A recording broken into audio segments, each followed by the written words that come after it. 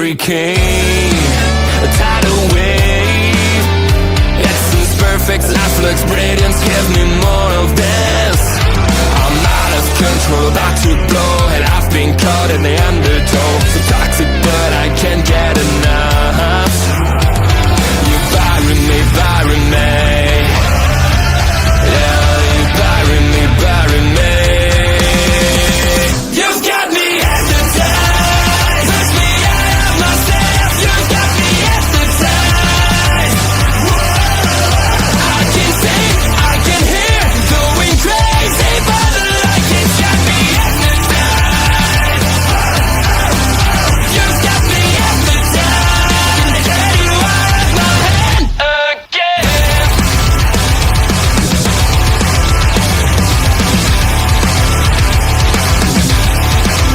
Is it wrong? Is it right? It's like I've won my final war without a fight.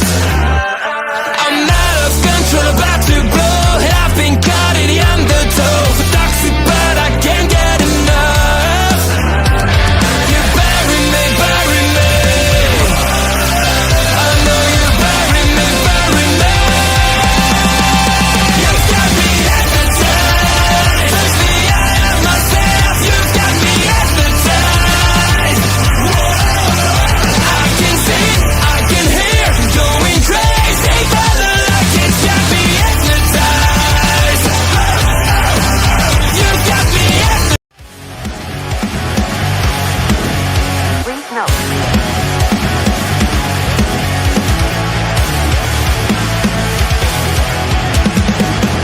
Never gonna stop, never gonna change, never gonna do the things you say. I run my own way to get there. Pulls a coin in the eye, seem to care.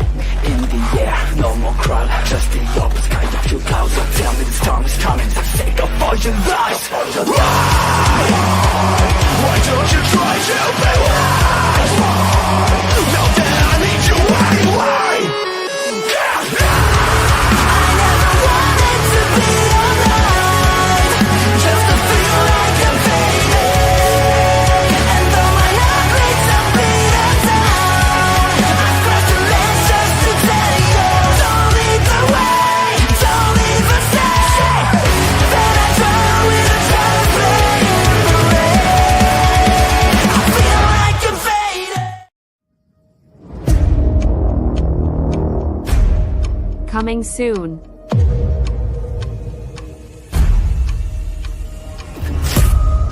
To OLE.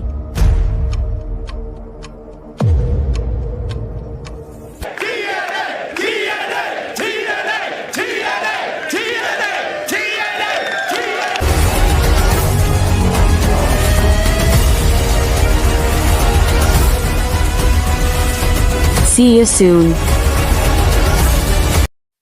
I am in misery.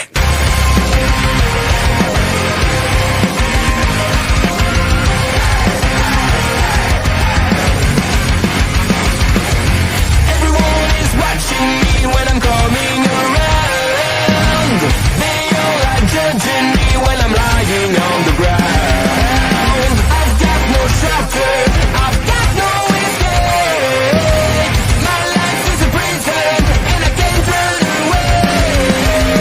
I feel it in my bones, I'm losing it all. Stuck in my head, I am in misery.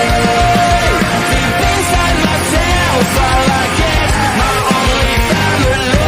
Stuck in the grave, can someone rescue me?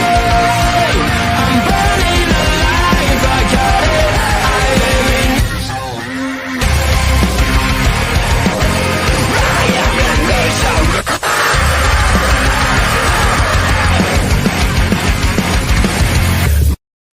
Hello, everyone, and welcome to another edition of Taking Over. I am, of course, OLED Ed Fries, and joined as always by my tag team partner, the Natural, the queen of our local establishment, the Natural herself, Astrid Pizarro. Well, stop collecting so many nicknames, and I won't have to do the whole introduction every time. I didn't start them to begin with, so it's okay. Hello, Mr. Bobby. Thank you for joining us. We greatly appreciate it. Millie, we're with you. We're with you, Millie.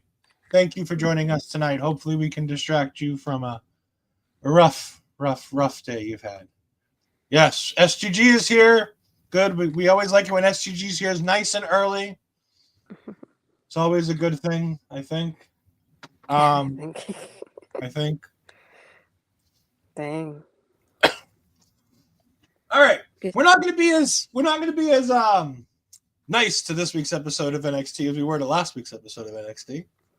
Or at least I'm not. I don't know about you. I'm on the fence. We'll see how I feel. We will indeed. This week starts with a big long video package about last week in Los Angeles. We get a lot of backstage stuff with The Rock. We get a lot of backstage stuff with The Rock seeing Oba, Rock seeing Giulia, yada yada. And then Oba comes out for his first promo as NXT champion. It's a bit of a banger. I like this. He directly quotes Thanos, by the way.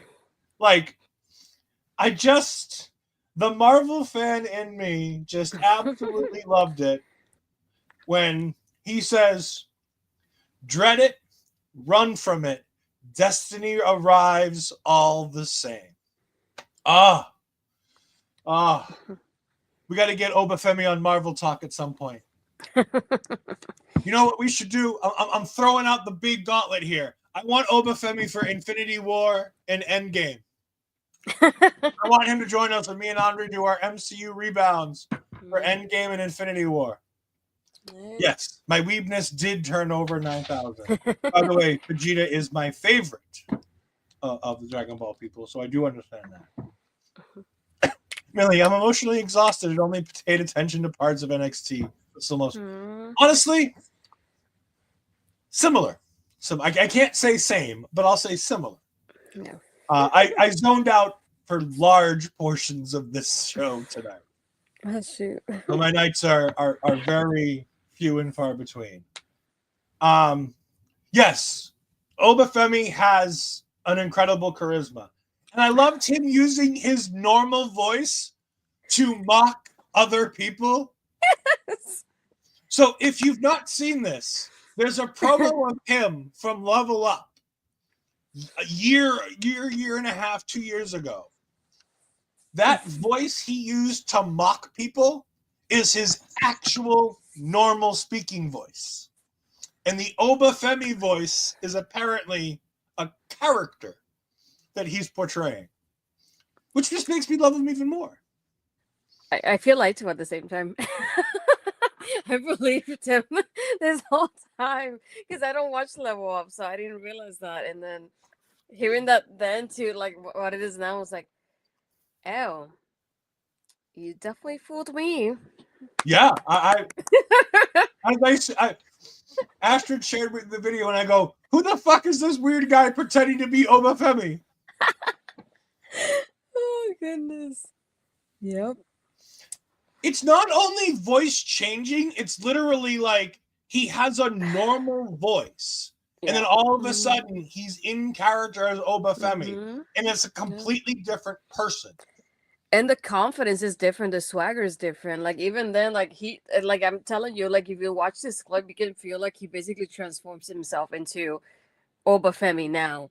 So even like I watched it and I went, what? And I had to rewatch it a second time before I sent it to and I went, I need his reaction to this to know if it's similar to mine because I was so curious. So yeah. It's definitely an interesting one. I mean, that's the expectation, I think, for a lot of people, especially based off what we saw tonight. We'll get there when we get there, but I think that's not an outrageous thing. We then have Tony D'Angelo come out and interrupt Oba Femi, talking about he's the only person to defeat Oba Femi, which is true. He's defeated him twice. So he is the only man to defeat Oba Femi. Oba tells him he's got to worry about Ridge. Ridge comes out. Now here's the thing. We're going to peel the curtain back a little bit on my experience at NXT. Because I have since watched back the shows for the 2 weeks that I was at NXT. The January 24th show. NXT flip-flops. No, December 24th show. what did I say? January? Yeah. Okay, sure. The December 24th show.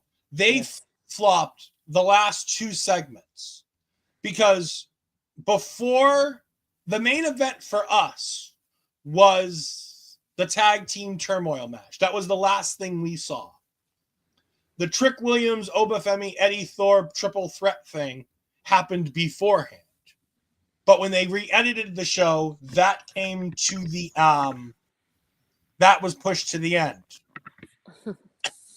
However, the last thing that happened on that show was not Ridge Holland dropping Tony D'Angelo, which is the last thing that we see from that match. So I'm going to take you behind the curtain a little bit once the video loads here. And I'm going to give you a 20-second video of what we saw that ended our night before Mike Rome told us to get the hell out and go home.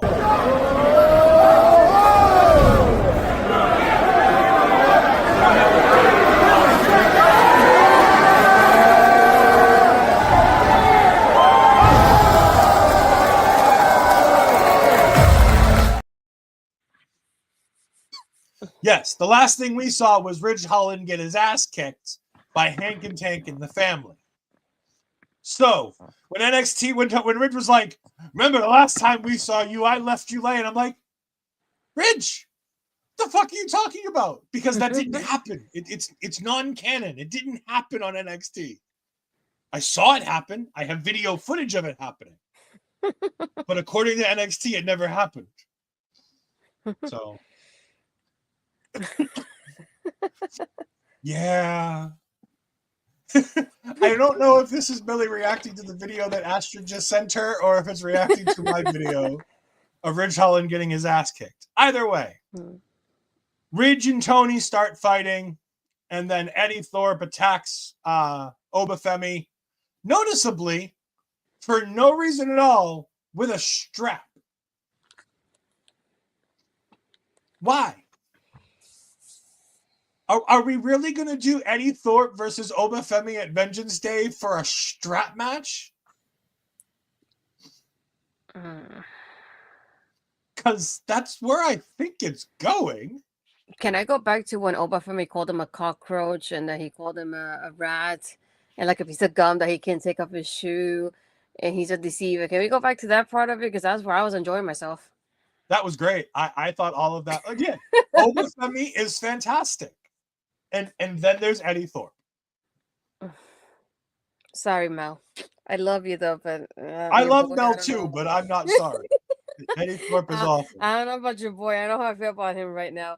It feels so weird to think about because I remember like so many months ago, we would say we don't like the way they're putting him on TV. They put him on TV, give him his match, his feud ends, he's off TV for who knows how long. Then he comes back, and then now he's featured in a storyline that he's here almost on a weekly basis, and we don't like it whatsoever. We like him off TV again.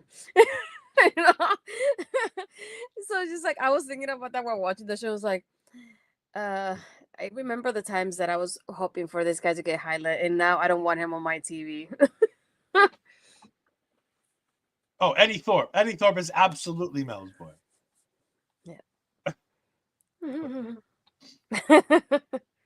But yeah, no. See, I want Eddy Thorpe on my TV screen, but I don't want him in my main event. I don't want him in my men's world title picture.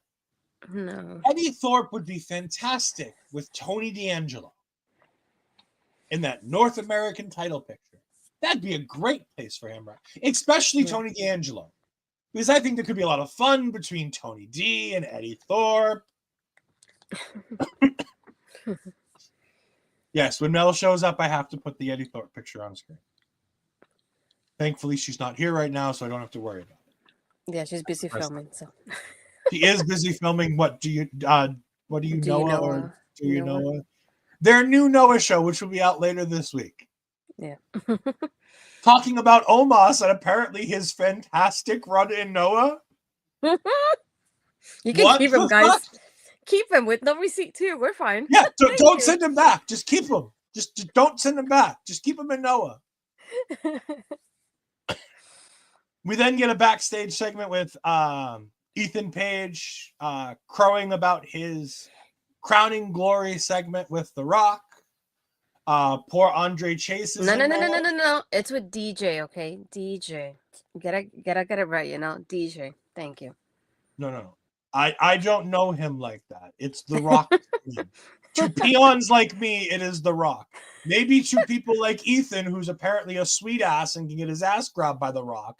Maybe it's TJ to people like that. But to peons like me, it's still The Rock. To us peasants, he's the Rock. Dante Chen stands up to Ethan Page for all the crap he's been pulling, and they're going to have a match later tonight. And I'm like, great. Poor Dante Chen. Agreed. We then get to Stephanie versus Shotzi. Oh, wait. And I didn't get any better here. When Ethan is here, we have Andre in the background, and he's like leaning over the locker, and he looks like he hasn't been showering for like a day or two at this point. And I was telling Ed before the show started that Ethan started saying something about like, oh, it smells. And to me, I was so focused on Andre Chase in the background that I thought he was going to mention him. It went over my head that he's going to talk about The Rock's like line going that way. So I was thinking he's going to say something about Andre. We're going to get something about him and his story. And then he keeps talking about The Rock, and I was like, oh, never mind. Half full. I've drunk a lot of it during the actual show tonight. Just in case.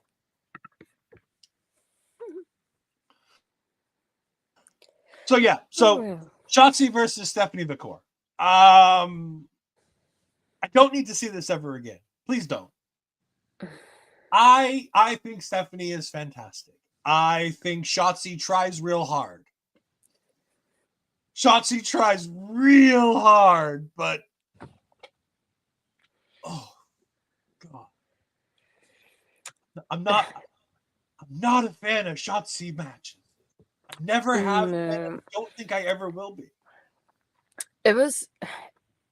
She's fine to me, but I feel like this was disappointing. And not only that, but the match itself, I feel like it almost lasted like 5 minutes. So I feel like it didn't have enough time to develop either, which I don't think it helped in that factor of it either.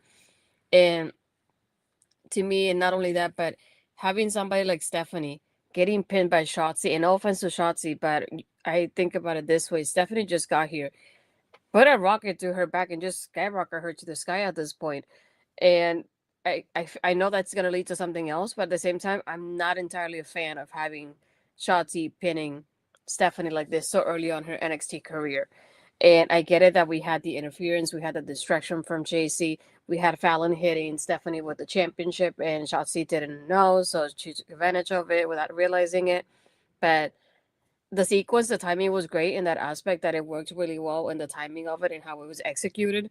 But at the same time, I'm not a fan of how that ending happened. I get having JC come in here, I get Fallon being in there and hitting her with the championship, but that interference there, I know they obviously want to stop. They prefer and see Shotzi as somebody easier than Stephanie, hence why they're having Shotzi win over Stephanie in that aspect. But I'm not a fan of Stephanie losing this match though. And I think you mentioned it too, and it was like it felt so awkward seeing the picture of her like backstage. We'll get to that. We'll get to that. Running everywhere too.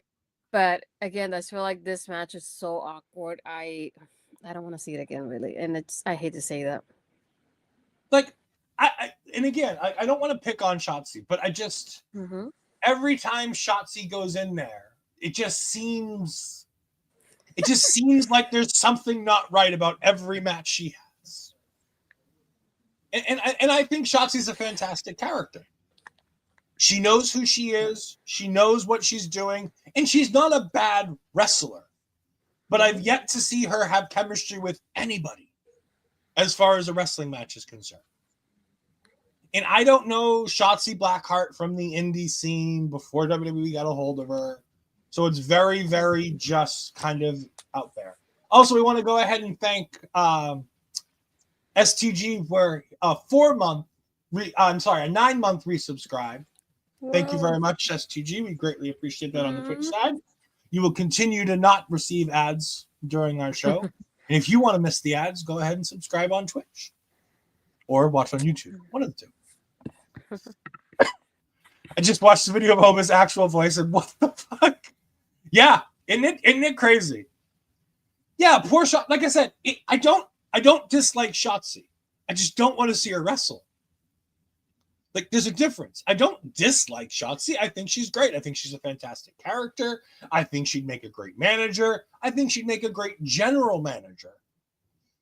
But the in-ring stuff isn't for me with Shotzi.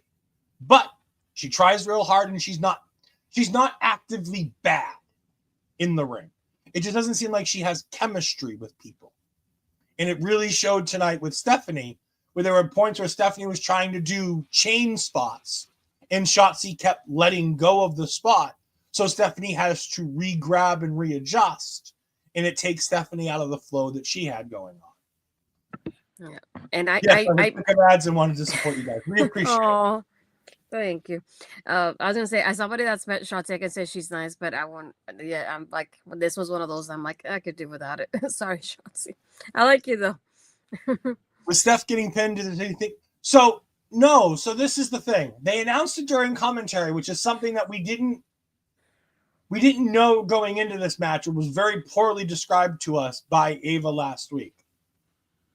Both of them are number one contenders. This match was for who's going to face Fallon next, particularly in Atlanta in 2 weeks on the 28th at Center Stage, I believe, is the Atlanta place that they're using for that show.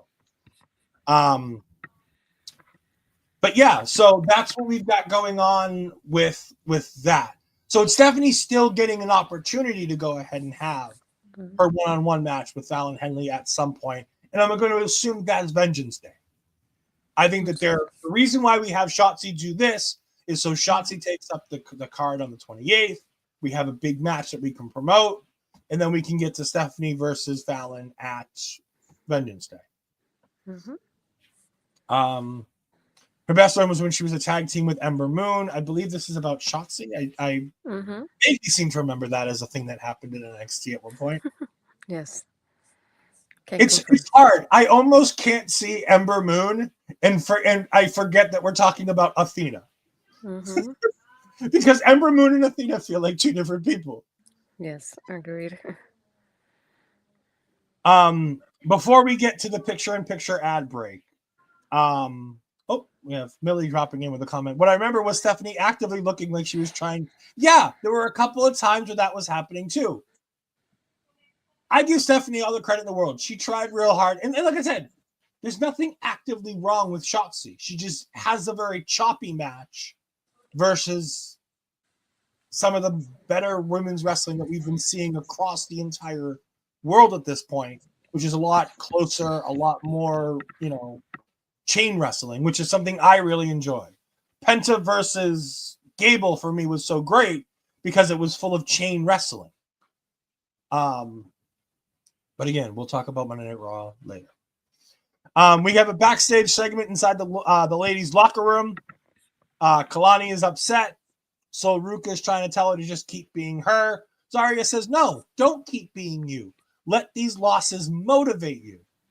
And then Cora Jade comes in and she claims that she's going to win a title before Kelani wins another. I'm like, Cora, can you win something before you start complaining to people about that you're going to do things that other people like? Kelani's actually won something. Yeah. On her own. Yeah, she didn't have to use Roxanne Perez to win a championship.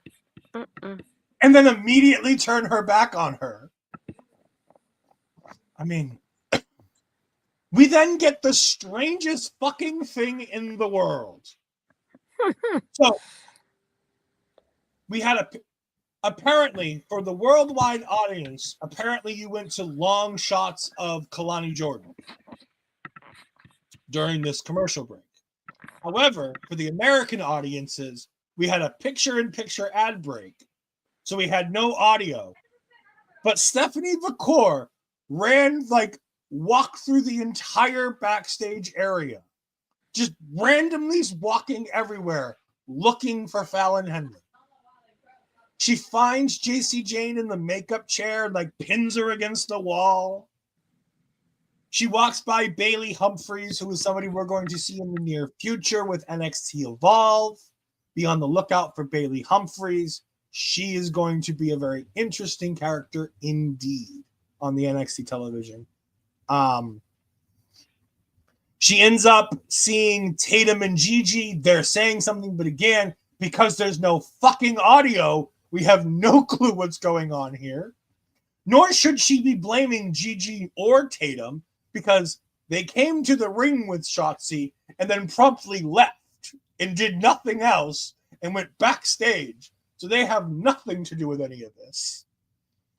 She then walks into Ethan Page after accosting a referee.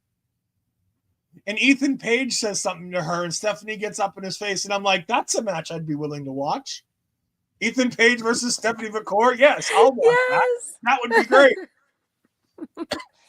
Then it goes from following Stephanie to following Ethan as he makes his way through the backstage area, and he makes his entrance into the arena.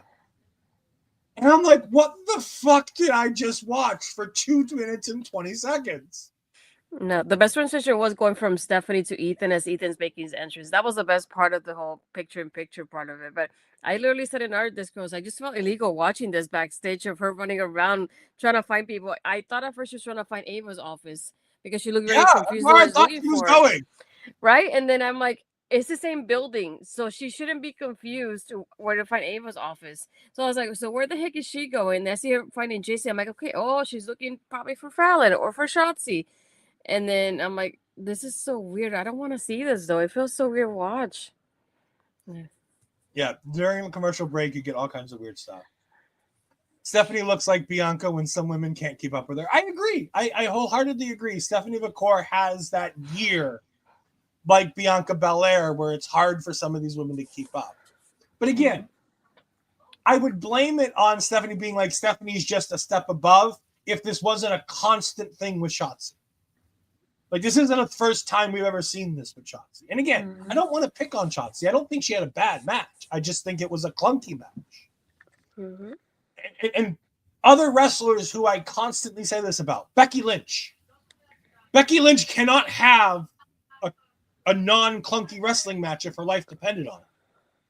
Like, every time she wrestles, the whole damn thing is clunky. I can't stand it. I disagree, but let's move on. It's why I love Charlotte so much. No, disagree. We then get Oba in Ava's office trying to get a match. Wow. Yes, I love it when people finally, like, when new people pop into this thing and figure out my hate for Becky Lynch. Yeah. They don't understand how much.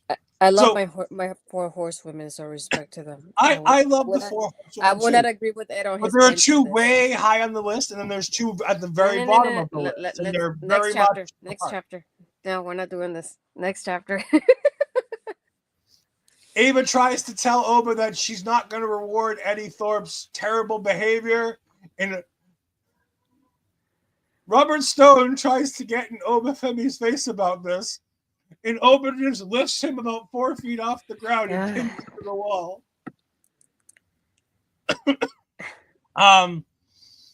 And Ava finally agrees that if Oba wants it, Oba versus Eddy next week for the NXT Championship.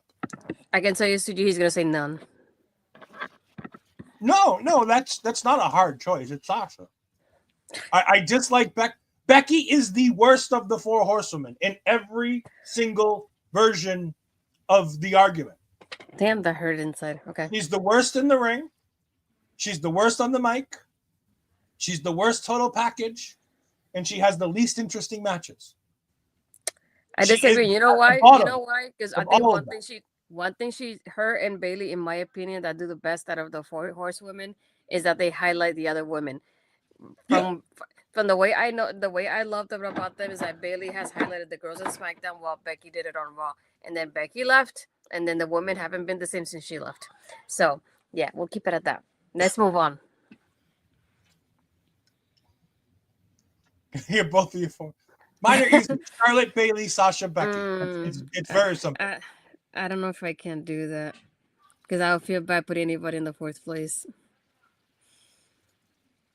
I don't know. I have no problem with it. It's very easy for I me. can't do it. I had to think. I had to marinate on the SDG. I can't do it. So you have to give me some time. While you think about that, I'll talk about Eddy Thorpe versus Dante Chen, because honestly, it won't take long. No, Ethan. Huh? Ethan. What did I say? Eddie. I was gonna Might say as that well it have was been the Eddy wrong Thorpe. match.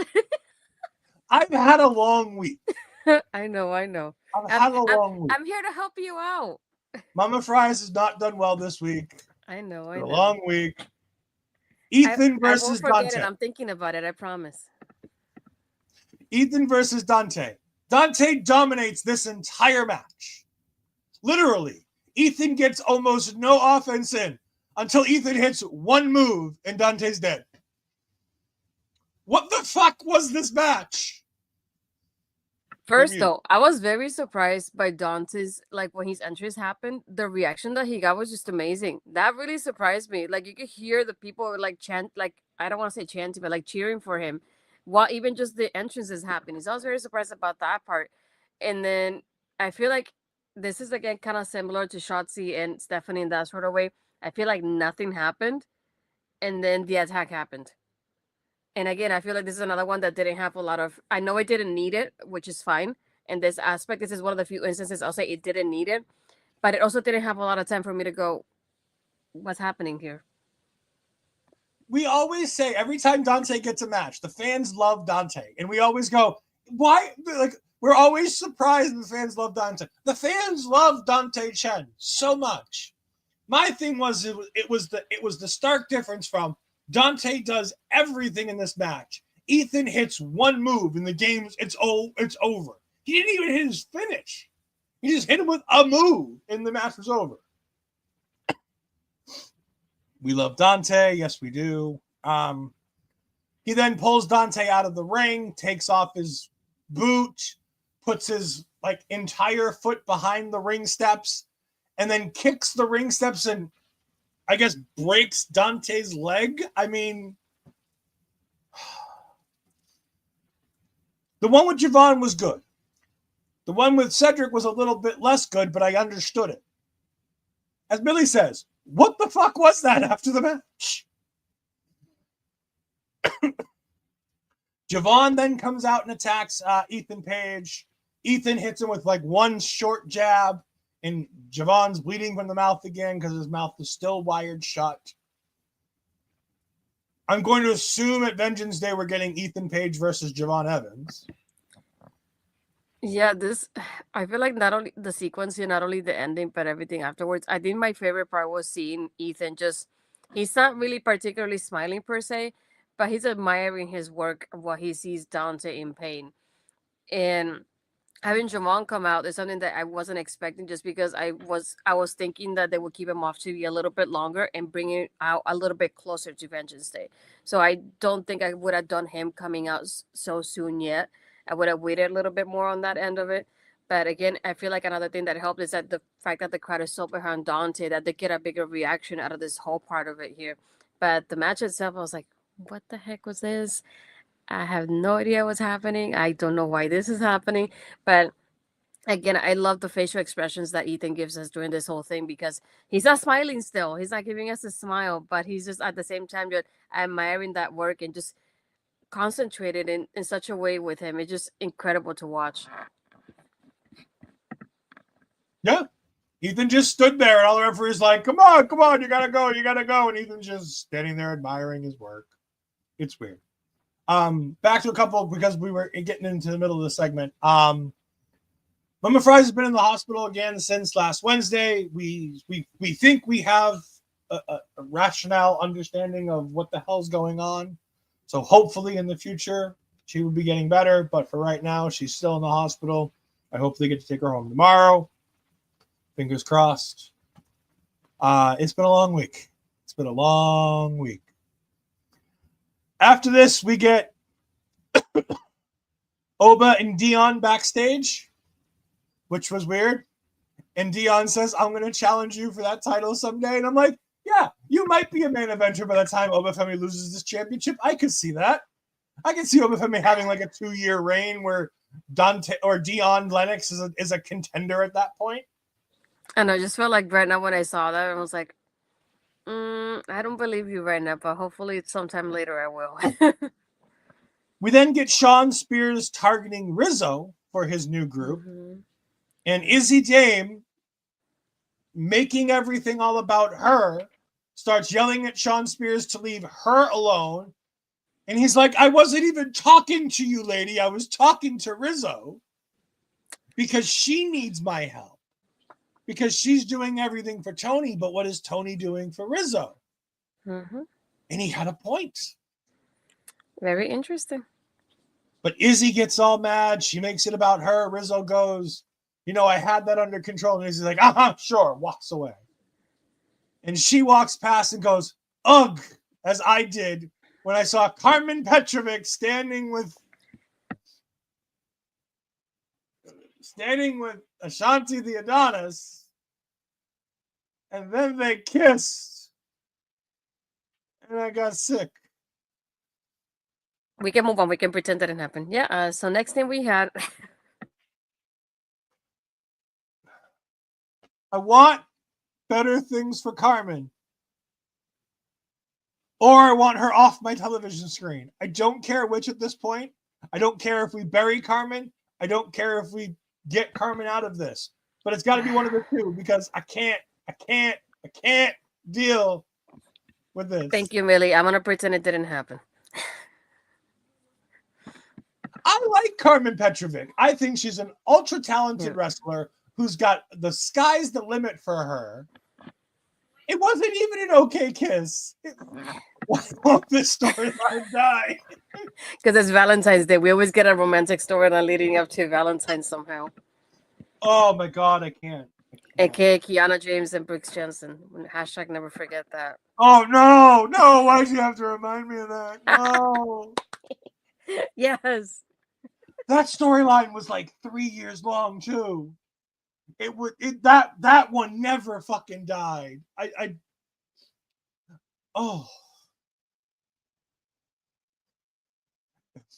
Emotional damage. No, not long-term storytelling. Bad storytelling. All right. At our old home, there is an episode around Valentine's Day where I recorded cheesy pickup lines because during the episode, Brooks Jensen was trying to do his dating profile, and I would drop them throughout the show. But I didn't tell Astrid or Cody that it was going to happen. So just randomly during the show, all of a sudden, a pre-recorded video of me cutting a cheesy pickup line happened. And they'd be like, what the fuck was that? And I'm like, I don't know what you're talking about. I just kept going. Like nothing ever happened. I think you told me they were happening, but you didn't tell me when you were dropping them, though. It happened just during the show in itself like that. Oh, okay. I know I didn't tell Cody anything. I think he was very confused. Yeah. No, these videos don't need to see the light of day. I'm not going to tell you that they're at Love Wrestling under NXT banner. I'm not going to tell you that at all. I don't hate romance. No, he does not. He does not hate it. Well, we'll move on from that. My real life is not the discussion. I put a disclaimer right now because of last week because we didn't even explain anything.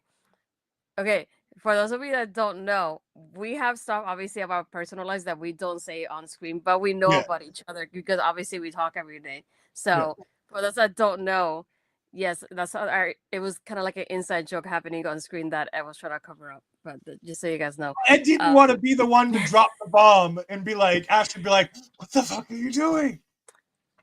Yeah. So obviously, I am a big. I'm not a sap SAPP. I'm not a Sean Ross sap, but I am definitely a sappy dude. He drinks haterade, but he's also a big teddy bear too. I can tell you that much. I describe myself as a polar teddy bear. I'm big. I'm white. I'm fluffy. People love me. Very nice to squeeze too. Anyway, moving on. Back to my phone just turned off and I have no idea what's next. NXT spotlight on Giulia's big win last week. The one thing I want to point out from this is her getting her side plates on. The Hannah Kimura reference in her side plate was the same reference that she has in her entrance video, which is the cherry blossoms. Hannah Kimura is formerly a fantastic wrestler over in Stardom, who all of the Stardom girls love and adore, who unfortunately took her own life due to online bullying and everything like that. She was a big support system for a lot of those girls, and this is Giulia's way of paying it back and making sure that Hannah's memory never dies. So on her side plate, she has the cherry blossoms, which is just kind of sweet and beautiful. DIY is backstage talking about Fraxium because reasons, to which I said in the Oleg Discord, Daddy's home! Daddy was back. I'm so excited. Daddy's home. And did you see him? Did you notice him hugging the tag title belt like he hugged Goldie? Oh, it made me so happy. Yeah, this was like the other one we're gonna have later on. This was very random at the same time. I was not expecting them here whatsoever in any way, shape, or form. I do love DIY. I think DIY are both fantastic. I've always liked DIY. Remember when Vince tried to do a love angle between Nia Jax and Enzo? No, Yes. I didn't need that. I didn't need to remember that. Will, thank you. Vince tried to do a lot of things with Enzo, and most of them didn't work. Yeah, this is one of those I would like to. There needs to be a documentary at some point chronicling the rise and fall of Enzo Amore and Big Cats. Oh gosh. Because people don't understand, when they got called up from NXT, they were so over. One night they didn't have a microphone to cut their promo. Enzo tapped his hand like it was a microphone and did the promo. And the fans in the arena chanted the entire promo word for word so loudly that it came across as if Enzo was cutting the promo. Mm-hmm. That's a level of over that very few people ever get to. And that is the greatest line ever. You cannot teach that downfall. Because one of them is now under the learning tree of the anarchist, the husband of the anarchist, Chris Jericho. Millie, 10-10, no notes on that one. That was great. Indian Dexter is the best love story in NXT. Absolutely. Agreed. Index, 1,000%. Again, the NXT shows, me and Astrid gushed wildly over Index. We were very big fans of Index. Yeah. DIY versus Naxium. I'm all in for this match. Give it to me. Please. Vengeance Day.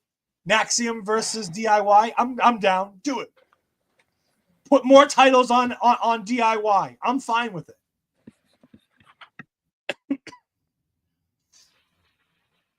Millie, you have it every day, no matter what happens, honey. You always have it. No, I don't watch Korean dramas. With the exception of Dragon Ball Z, I don't like to read my movies. So my shows. So if it's in Japanese or Korean, like I've never seen Squid Game. I've never seen the Squid Game. You're not missing anything, Stefan. I watched. Apparently, I am. 6,000 million people watched the season 2. I can tell you. I remember when it first came out. This is just a big side note. I had so many people say, if you like horror and thrillers, definitely watch Squid Games. I watched it, and I feel like I lost time of my life I will never get back. Season 2, haven't even started it because I'm out. Yeah, no. I tried. Yeah, there's lots to learn about OLED. If you go back to our early days, there's a lot of fun stuff in there that interesting stuff. Well, yes, you're too busy watching all of our shows to go ahead and watch the Squid Games. It's okay, we understand. Yeah. Metaphora versus the Unholy Union. I'll be honest with you. This is the best match of the night. Yeah. This is by far the best match of the night.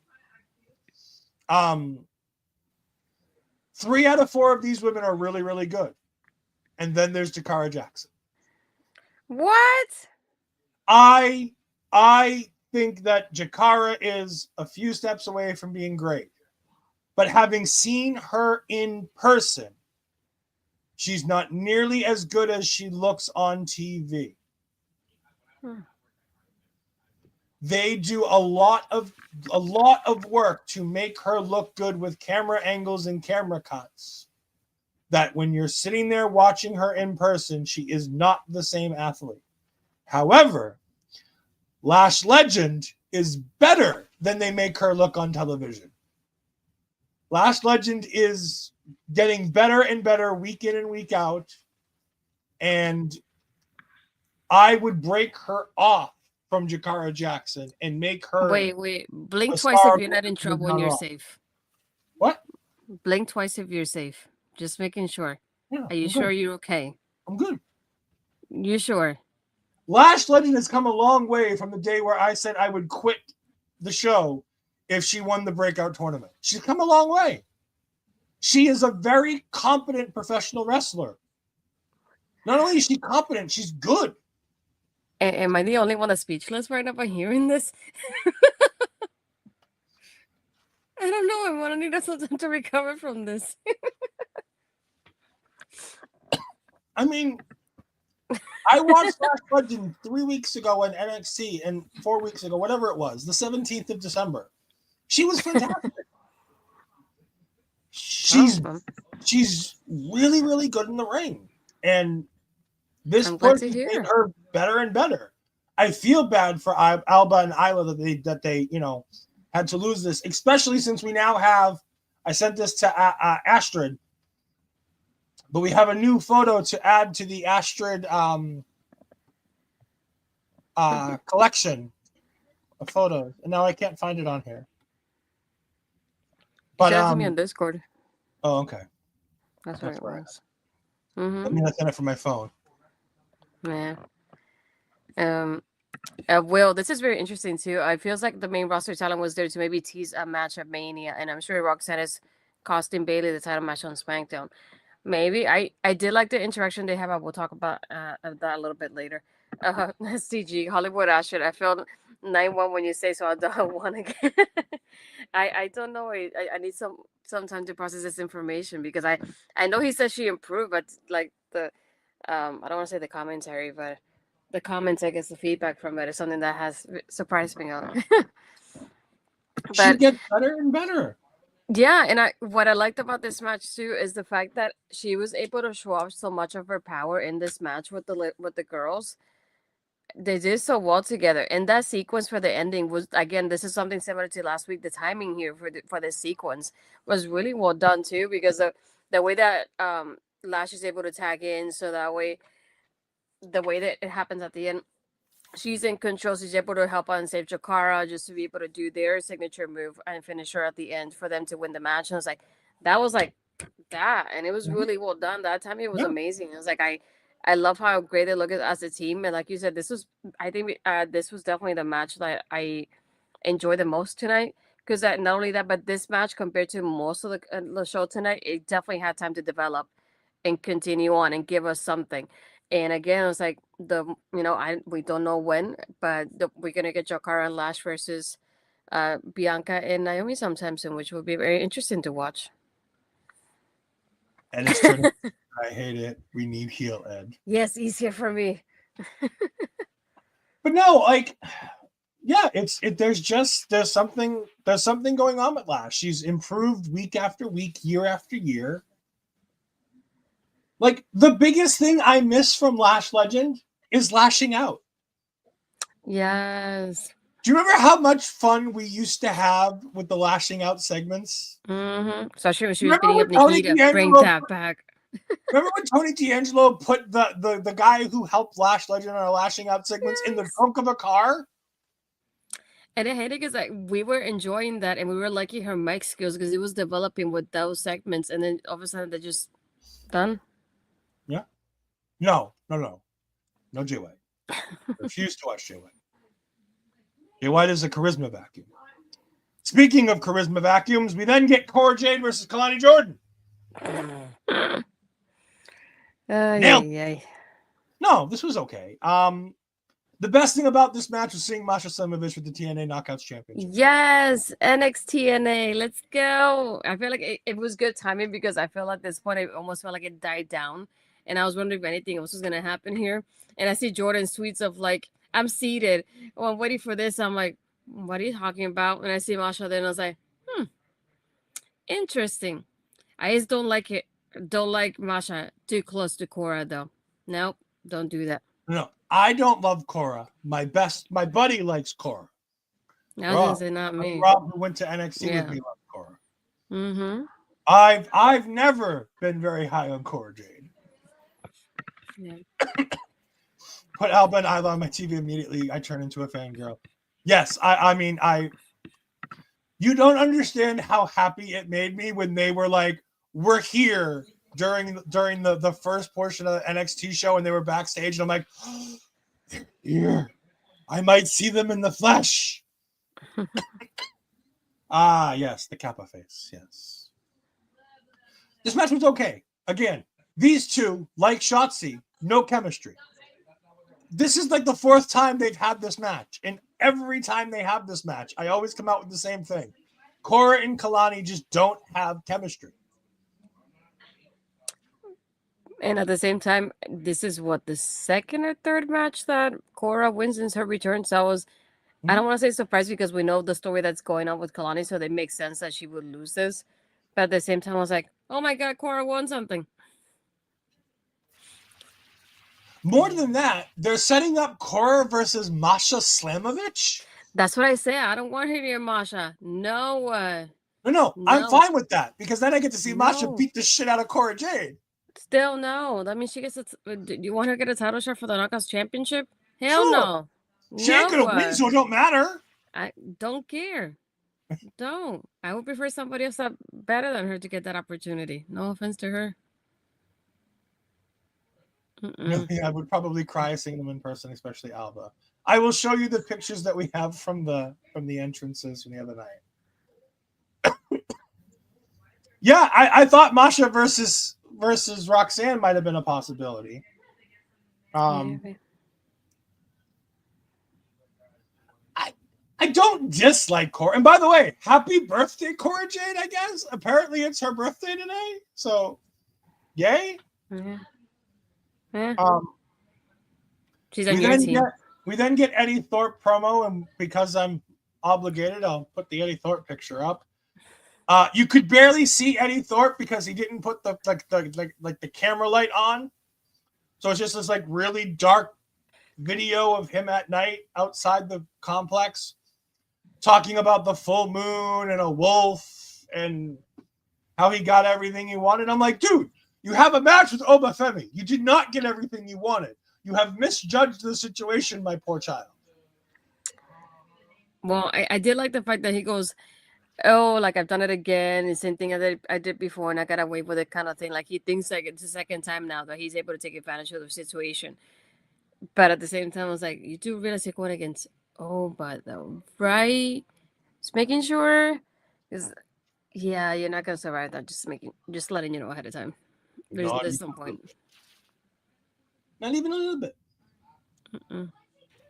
NXT TNA is back. And speaking of TNA, make sure that you catch the Natural Ash Bizarro and Mark Talks Wrestling on Fridays. And Brett. Oh, is Brett an official co-host of the show now?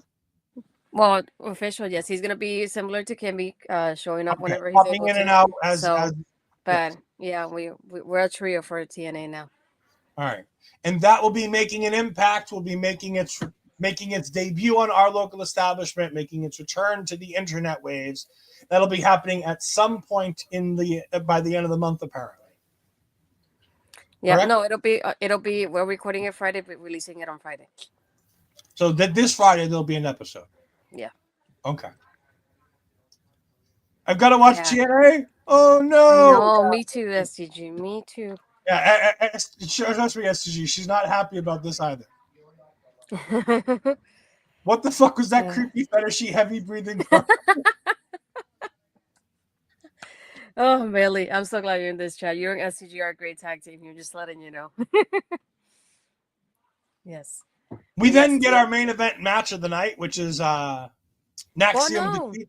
What? Did I miss something? The part with Lexis King and Ava and Charlie backstage and getting that rematch. I know it wasn't much, but to bring that up. Ren made me laugh at that point though, just because it was more like she's like, "Do you hear that? Do you hear that?" It's like rematch. And I know they're teasing that rematch there, but I don't think they mentioned when that was gonna happen. So yeah. Yes, Lexis King was here. The new Heritage Cup champion, Lexis King. More Ashton is always a happy. Like I'm not here enough. He is my new golden boy. I don't know if he's my golden boy, but I'm a fan of Lexis King. I mean, it is what it is. By the way, I'm working away in the background trying to find all the times where I said I will never cheer for Lexis King as a babyface and putting them all together, and then clipping the part from last weche's show where I was like, yeah, I agree with Lexis King. I'm a fan. Oh man, they should have put the dates on it just to see the progression of like I hate him, I hate him. Oh, we're going to. I'm going to go back and find them, but yeah, no. I love the part that Ava was like, "You might want to get that checked." Oh, and then this is when they hear in the background, they hear a noise in one of the doors, like one of those garage-looking doors, and it's Tony with Ridge still fighting outside at this point. Yeah, and that's where we find out that we're going to get next week. We get Tony D'Angelo versus Ridge for the North American Championship, and Oba versus Eddy for the NXT title. Yeah, I should have been keeping haterade tabs for that. No, nobody can keep that much track of. You need a part-time for that, Millie. I don't have enough money to pay people to keep track of my haterade. Hollywood Ash works as a manager, hosts OLA multiple times a week. Respect. Yes, she's going to have 3 weekly shows on this channel. On top of being the booking agent, and by the way, she's got a big one in the works, a Vengeance Day. Let me tell you, pressure. It might be electric, shall we say? Yeah. Right? Is that a good tease for the guest? Yeah. Based on their name. Yeah, I like that one. Electric. Yeah. No, it's not DJ. We're not that well connected. We don't have DJ coming on. No, I do not. Congratulations, SCG. There you go. Good job. Dang. We like promotions here. Ashley got promoted a few months ago into her new job. Naxium versus OTM. This match happened. Naxium won. Was there ever any doubt that they were going to lose tonight? Yes. I constantly keep waiting for it was best posed by our good friend Jose on the air, and I want to get the exact words from his tweet. So hold on one second. I think my favorite parts were the double submission they had at one point, and I think it was Lucian that was on top of the commentary when Nathan did the frog splash to him, but then Axiom does a Spanish fly to Bronco for the match. But again, it's just like at this point, who's really gonna beat them? And like, I must say I'm over it, Millie. I will not agree with you on that part of it though, because I love Naxium. But at this point, it's just like who will be the people to beat them at this point? Because you put so many other people, not only singles competitors together, but tag teams here to go against them, and they still go on top, no matter the miscommunication, the injuries, the double matches. They've been through it all. So at this point, what do you do here? Like, where is the end game here? And who'll be that person? Because they were teasing us with DIY, but at the same time, are they really going to have DIY versus Naxium and then have them win over Naxium on NXT? I don't know. I really don't know. As our good friend Jose on the air put it, and I quote, God, this Fraxium reign is something else. How bad is it that they're putting on bangers consistently, and I still can't wait for when they finally split up and how much they still tease it, even when they keep winning.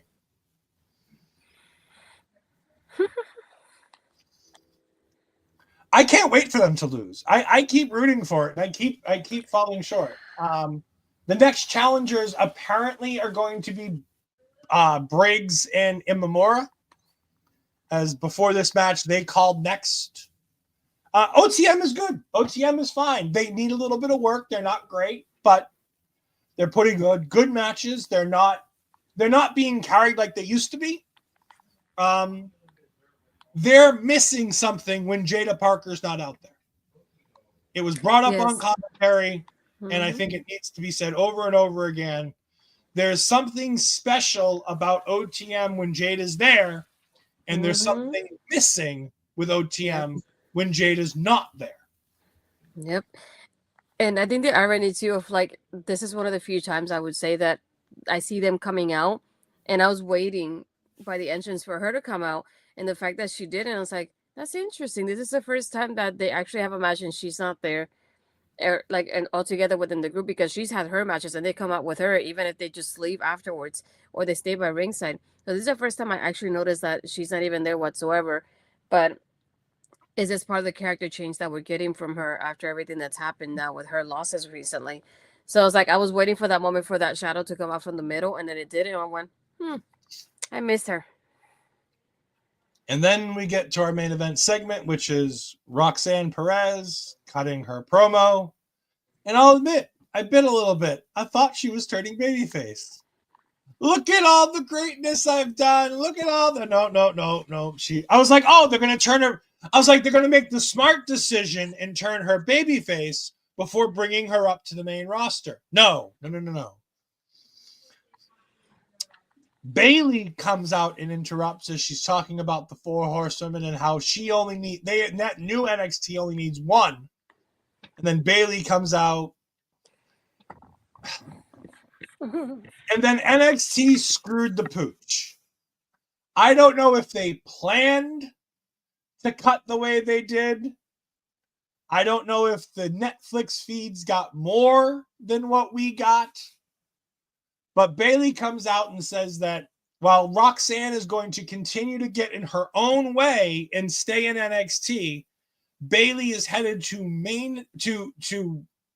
WrestleMania when she beats Tiffany Stratton this Friday. And then the show goes off the air. And I'm like, but what else Not happened? even. They're mid conversation when this happens. It's like, No, that's the last line I heard. They said that, and then yeah, but if you notice, they still had the microphones in their hands. They were still like, yeah, I think that there's more. Again, this is and I'm what like, why? I don't like it. So I'm curious to see what we'll get as the digital extra. We'll see from the live crowd, videos from the live crowd over the next few hours, few days of what happened after NXT went off the air. But yeah.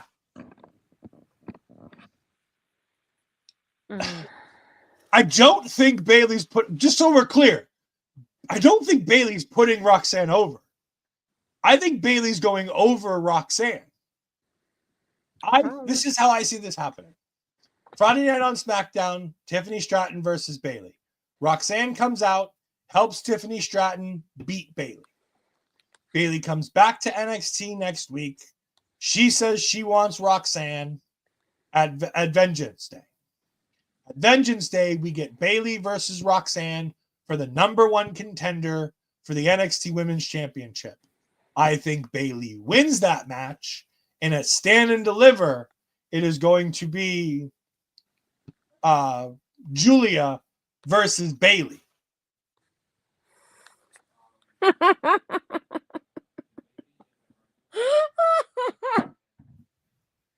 I wasn't even thinking of chiming in at that moment. Would I like Roxanne losing? No, but at the same time, I think about it this way: having her come out straight from NXT to the main roster and going against one of the 4 horsewomen, that's already huge as it is. And she's already been a part of. She's had a match on Raw and a match on SmackDown so far too. So I was like, they could do any brand at this point, and I'll be happy. I'm glad that, and like, plus at the same time, right now, I feel like SmackDown has been focusing more on the women that Raw has been, even with the move to Netflix. So I was like, put her on SmackDown and have her a couple bangers with all those people over there too. She has history with Tiffany. Put her with Tiffany to begin with. Bailey just interacted with her. Put that in there too. I don't mind it. That is the end of us talking about NXT, but not the end of our show, because I'm going to drop something on Ashton here that I haven't talked to her about. Okay. Let's talk about the elephant in the room. Corey Graves. Oh. Oh, Corey Graves. What is going on with Corey Graves? So, for those of you that missed it, and I don't know how you could have missed this all day, last night Corey Graves was on Twitter and he posted a long rant talking about how essentially he got moved to NXT last week. Wait. Before we realized though, when we didn't, it wasn't announced anywhere that I know of that he was a part of NXT, and then he showed up. I don't know when we were very surprised that he was part of the team, and he didn't look very happy to be there. It felt almost like Mike Rome when he first got like sent down to NXT as well. If it reminded me of that very similarly, that they both had a reaction of seeing NXT like a demotion. And based on how the product is, and not only that, but the way it is navigated in NXT compared to the main roster, I don't never see NXT as a demotion. I would say that right now. So seeing that reaction was also disappointing as somebody that watches NXT on a weekly basis to get that reaction from Corey. And like you said, like you and I were both surprised when we were talking about the show that he was part of the commentary. So we're like, oh, good, because that way that balances out. We'll probably hear a little bit less from Booker. So we were happy to have Corey be a part of this. But then now we're gonna jump back into what you were saying. Sorry. So Corey Graves says, and at 11:37 last night, Corey Graves tweeted, "Imagine chasing your dream and then being told, not deciding, that you're no longer physically able to pursue that dream. Then you dedicate your life to something dream adjacent and being pretty fucking awesome at it. And then when it's time to enjoy the fruits of your labor, being told you're not famous enough for your own job. Just in case you're wondering where I've been." This was then later, he posted about this morning at 8:41, he posted, "I've got a lot to say. Don't miss NXT tonight on the CW." Mm-hmm. Then it was reported that he wasn't going to be on NXT. It was reported that he was at the airport going back to Pittsburgh. It was reported that there were only two chairs at the announce table tonight for NXT. Mm-hmm. People have been trying to decide, is it work? Is it shoot? His brother, Sam Adonis, tweeted out, not work.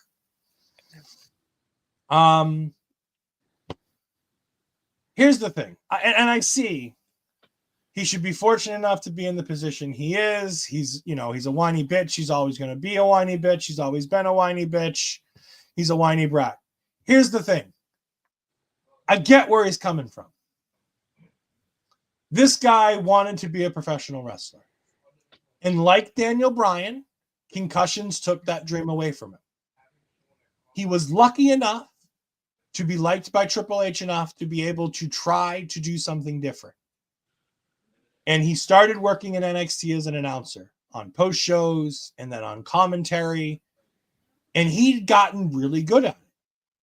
Then, because Vince couldn't figure out who the fuck he wanted to be a play-by-play, he fired all of the good play-by-play people.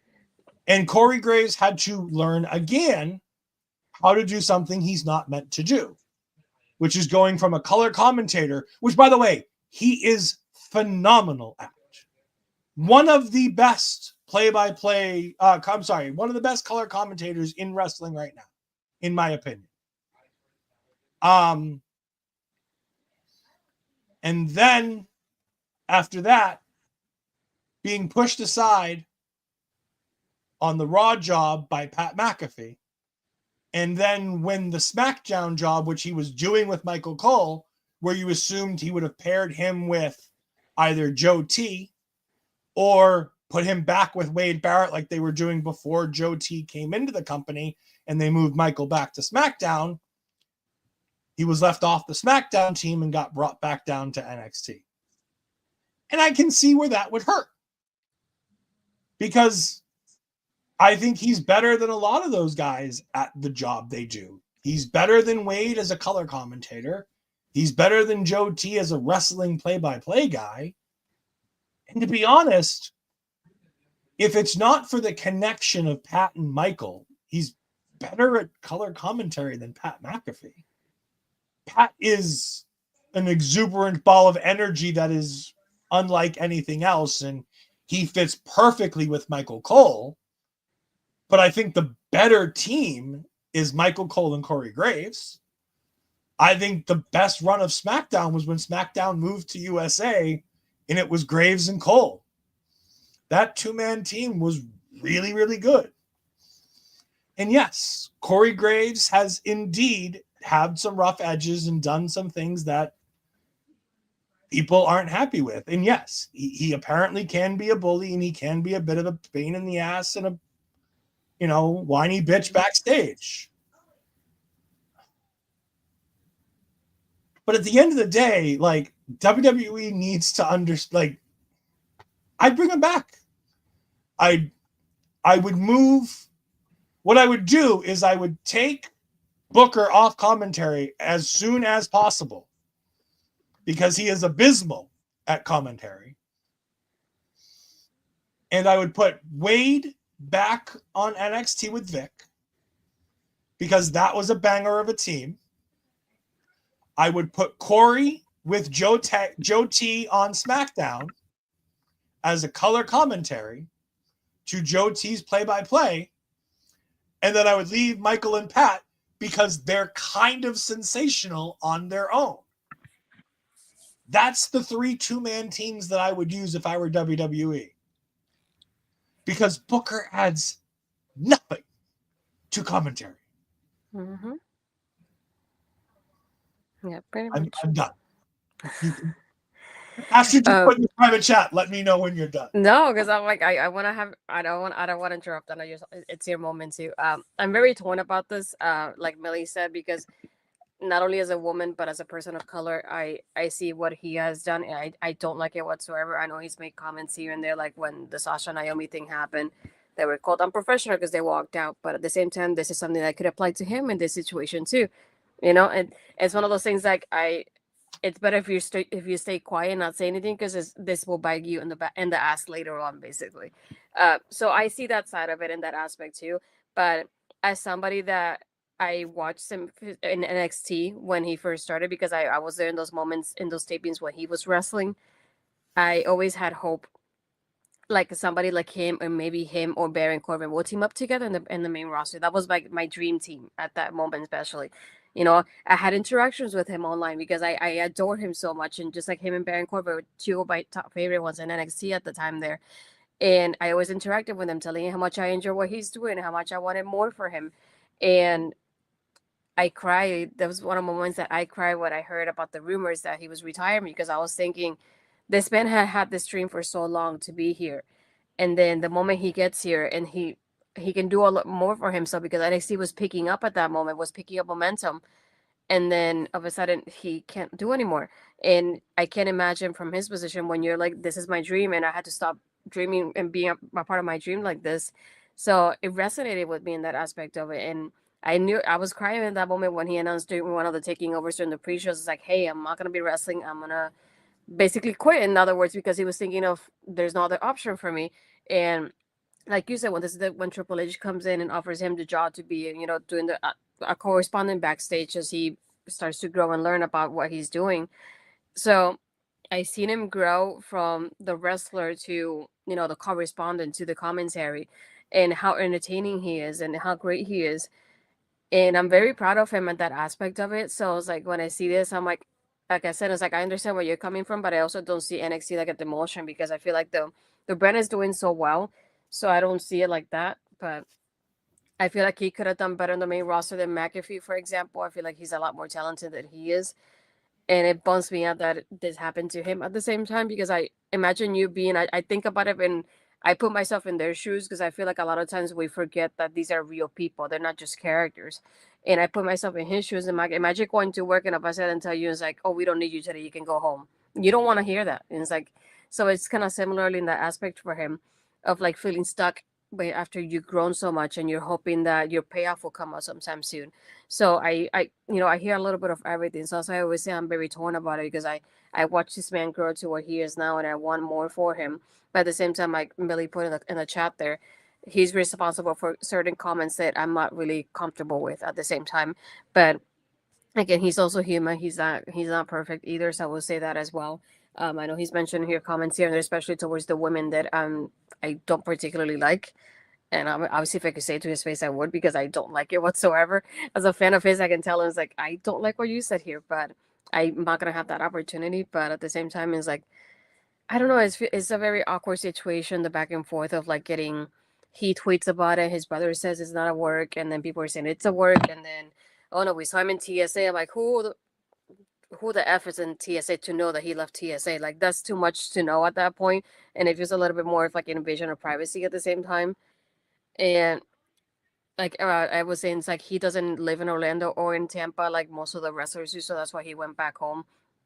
So it's like it feels like such an awkward situation to like be in, especially when there's so many people online. So especially nowadays, so many people commenting on a situation that we don't even know the half of it. To be honest, we know only a certain part of the story, and it's only one side of it. We don't know the other part of it, so we're just commenting on what we see at that moment. So that's why I've been mostly quiet about it, just because we're only getting bits and pieces here. We don't know entirely the whole story. Who knows if it's a work later on? It shows up that it has to do to set up a match later, because not too long ago he has been cleared to wrestle, but he hasn't stepped foot in the ring. So that's, I don't want to say fishy, but that's kind of weird at the same time for a wrestler whose dream was to wrestle, that you have the opportunity to, and he doesn't at the same time.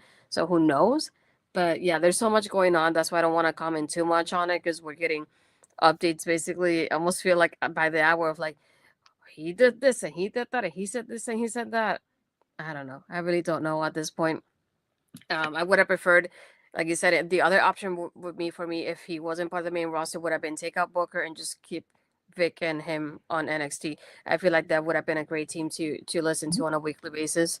But yeah, it's like I understand so many different aspects of it, but yeah, I just kind of, I don't want to say sad, but it's just one of those things, like it's a little disappointing at the same time what's happening. Yeah, there's no good scenario for how this ends in any way, shape, or No. form, unless it's him versus Pat McAfee at Mania, Maybe. which honestly I'd be down for. I think that'd be kind of fun. Him versus Pat with Michael Cole as a special guest referee. I think that could be a fun match. Let Joe T and what's his name, Bob Wade Barrett call the match. Yep. But thank you for joining us for our rant at the end of the show. Astrid, tell people where they can find you this week.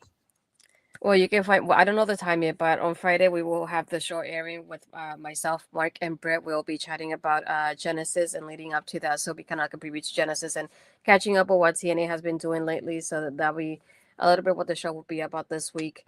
Again, you can find me on Monday doing Women's Classic Wrestling. I had to think about it before, so I don't mess it up. We have another episode of us chatting about the Mae Young Classic, which will be, I think, we're in the quarterfinals at this point. So it's been really nice to chat with, as I call them, Colin Squared, about the Mae Young Classic and how everything's going, and applying it to wrestling now, and seeing all these ladies grow and transform themselves into who they are now. So that's been amazing to watch. And again, you can find me on Tuesdays with this one here, talking about NXT. Like he said, we do have, hoping that we're cooking for somebody that will be pretty cool to have with us for the Vengeance Day, hopefully the preview show. So we'll see how that goes. I'm working on it. Hopefully it'll work out. So keep your fingers crossed for us. But other than that, you can find me my Twitter and Blue Skies Astrid Pizarro, my Instagram and Threads Astrid Pizarro 20. And if you're here, most likely you're watching on my YouTube channel. If you haven't yet, hit subscribe and hit that bell to be notified when I upload or go live. Hit that like button on the video, and I'm hopefully, as you probably have noticed by now, I'm uploading a little bit more clips here and there of our shows that I'm doing every single week. So if you see them on socials, don't mind resharing them. I would appreciate it. I appreciated that too. You can find me on Ed Fries 12584 on both Twitter and Blue Skies. However, I don't know what the hell I'm doing on Blue Skies, so I'm a lot less active on that platform. You can also find me on Twitch at twitch.tv/EdFries2002, where I simulcast all of my Marvel Talk episodes. Speaking of Marvel Talk, Vengeance Day weekend is going to be a busy one for me because it's Valentine's Day, it's Captain America 4 weekend, it's Vengeance Day weekend.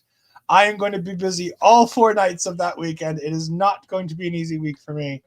But that's going to be a fun one. Otherwise, you can see me here every Tuesday with the Natural Ash Bizarro, and you can see me on Sunday mornings occasionally with Bobby Munson, Mark Talks Wrestling, and Andre C. as we talk all things sports-y, kind of, sort of. Sure. It is what it is.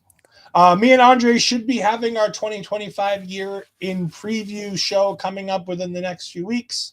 And remember that we're going to be having, once it fully drops, we're going to be having all of the episode recap of Friendly Neighborhood Spider-Man later on in this month or the beginning of next month as we get going. So Daredevil trailer comes out tomorrow, so we'll probably do a reaction video for that tomorrow night.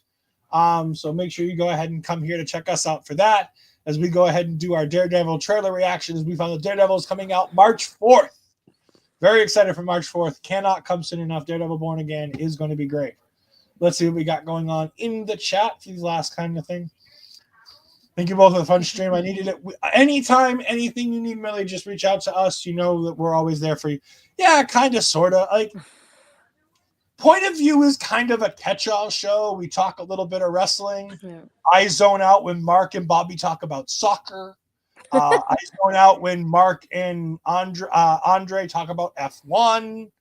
So, like, I'm paying attention for, like, a quarter of the show. And most of the time, I'm doing something else. So, I'm there occasionally. I have to do the ice bucket challenge, which I'm not looking forward to because I'm already sick. So, that's not something I'm looking forward to. But hopefully, I'll be able to film that this weekend. So, we shall see. But if you want to catch all of us here at our local establishment, you can always do that right down here at these places, including Olay Podcasts on all social media platforms, whether it be Twitter, whether it be Instagram, Threads, Blue Sky, all of them are there. Or you can find us on YouTube, Twitch, and Facebook at our local establishment. You can also find it at our local establishment on the TikTok. Although that might be going away, so I don't know what the hell we're going to do on the TikTok if that goes away. However, I have been OLED Ed Fries. This has been the Natural Ash Bizarro. Remember that if you're buying the new Pentamask, use her WWE Shop affiliate code so you can go ahead and get the new Pentamask and get Astrid a little bit of money in the pocket for doing so. Otherwise, we'll see you next time. Goodbye. I am in misery.